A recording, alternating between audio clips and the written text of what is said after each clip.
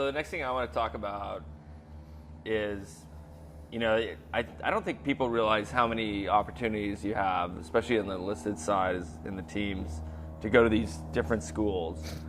I mean, I'll tell you about that. I looked at my school list, and I mean, I'm like a bus driver, hazmat, parachute rigger, basket weaving specialist. But probably the most difficult school I ever went to as a new guy was with Glenn, was sniper school. But I just want to talk about schools. Like, what do you think is the most challenging school that you guys have been to inside of the U.S. military? I'm going to have to say hazmat. I think. Besides hazmat, demo come driver, on, man. Hazmat sucked. Like, it was boring, and demo driver kicked my ass. Come on, you got is it SERE School, like survival, evasion, resistance, escape? To me, SERE School was. It was challenging for me. My metabolism has always been ridiculous, and so going through SERE School at fucking 19 years old, I lost 26 pounds. In the course of 5 days or whatever it is. So that was challenging from that aspect. And SERE School, just for those that don't know, is designed to put high-risk people. It's POW training. POW training. So if you have a high risk of being captured, you go to SERE School, and they put you in this prisoner of war camp, and fucking heathen. Put your mouth on that. It's out of control now. Yeah. So that had its challenges, I guess. But I was the intel rep in both platoons, for that matter, at Team 3. And what was your war criminal number? Fuck, I don't remember. I don't remember. You don't remember your SERE School war criminal number? I don't. I probably should, but I don't. I was so fucking hungry I couldn't remember my name. Get stuck. I was 5'3". Like, that was they take your name away and give you that. It was probably 69. I don't know. But anyway, so being an intel rep, I went through photo intel schools and naval special warfare intel schools, and it was always relied pretty heavily on the on the academic aspect. It was learning how to source different intelligence from all different sources, and being able to work with Air Force if you were in this environment, and Marine intelligence in this environment, and et cetera. And so it was from an intellectual standpoint, it was challenging, because it was very geared towards those types of people. And so it was trying to incorporate the skill sets that we have as frogmen, and how to make that work operationally with big military intel groups, and speak their language, and be able to actually get usable intelligence out of them, and how you're going to trickle that down and make it relevant to a SEAL platoon. And it was tricky, because they're set up as a big machine that's not really set up to source and provide usable intelligence on such a small and specific scale that we would use. So whether it was developing at the time, this was before digital cameras, learning how to develop, wet film in a fucking bag, at elevation, during a fucking SNR, a 3-day, SNR op or whatever, or, using computers to source intel from Air Force entities or whatever it was.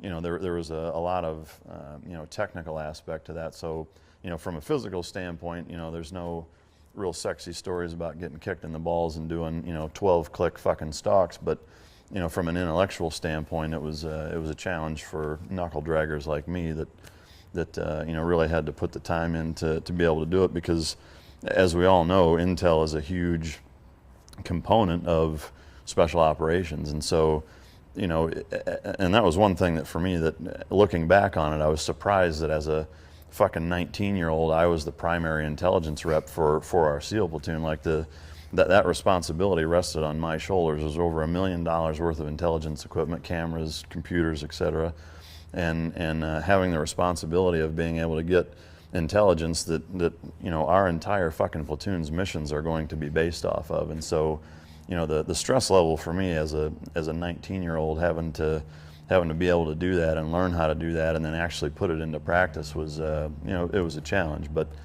looking back on it, it was very rewarding to be in a position to have that kind of responsibility and being trusted to to be able to do that, and so it was a great experience for me. But yeah, I mean, having that much responsibility, and that's what I saw as a fleet Navy guy going to SEAL teams, seeing how much, the difference and the responsibility that you had. I mean, it puts a lot on you, but it really, for me, drove home this, like, it was just like an amazing experience to like know that I'm entrusted with millions of dollars in equipment and as an E4. yeah, I mean, To go along with that, you're also going to be held accountable, because if you fuck that up, you're going to get your ass handed to you by your boys, because you fucked up us, not some mass-produced product. You're screwing your friends over. Yeah, that's 16 guys next to you. Say, hey, you just fucked me over. Absolutely. So what about you with school-wise? Well, school, I don't even know where to start this shit. I remember, you know how it is with the schools. You just don't go right to the school. Well, you're double-fisted for first. You have to earn the school. So I remember at the first platoon we came back, and they said like, well, you go to sniper school. You go to dive supervisor school. If I can look at me and say, you go to English school. You go to fucking English class. I was like, Chief. I speak good English. Like what the hell? No. You go to English class, and I did. I mean, one of the guys while the guys were stalking, learning how to dive, I was sitting at, this is a bucket, and this is a church. This is a bread. So, but at that time I was pissed. I mean, I was fucking fuming, but it did help me.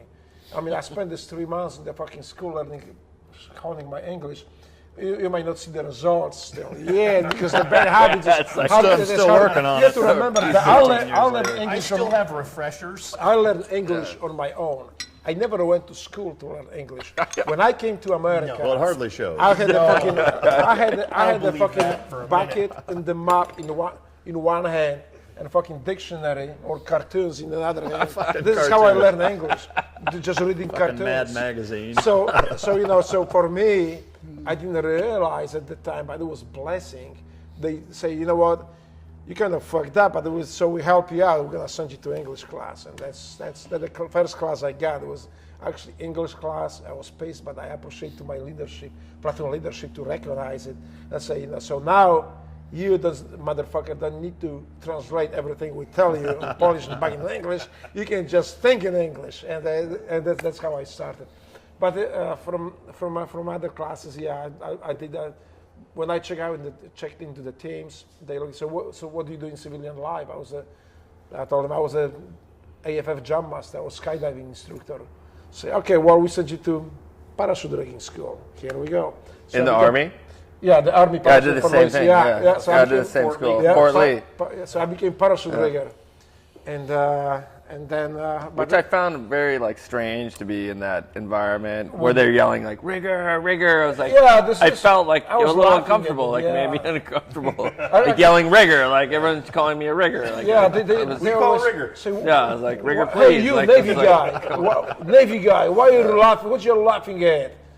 They call me Schwarzkopf because I wore at Team 3, we're the desert team, and so we wear our desert camis. But I go to Fort Lee in my desert fatigues, and they're like, what are you doing? Like, change out of that. I was like, this is just a uniform of the day. It's like, well, Schwarzkopf, you got to go in the back entrance. Like, the base commander's wife is calling the unit at the rigger school trying to report me for being out of uniform. It's crazy. Hey, the guy with the funny accent. I would say, it's not the accent, it's a speech impediment, sir. It's a speech. Yeah, that's funny. But I got better. So anyway, they sent me to the school. I got my English a bit better. Not the perfect yet. I'm still working on it. Actually, I was dating speech pathologist for quite a long time, and after 2 months, it shows. And she quit on me. She said, "Fuck this." So she quit. Not a lot of talking. She didn't dump me. She quit on me. Yeah. She said, "Well, I am going to go." There's 2 reasons. One, I like your accent. I don't want you to lose it. And 2, you are fucking no way to be taught shit anything. So you just stay with what you got. You're unteachable. I'm unteachable. Yeah. There's no hope. So I came rid of my accent, but I did the best I can.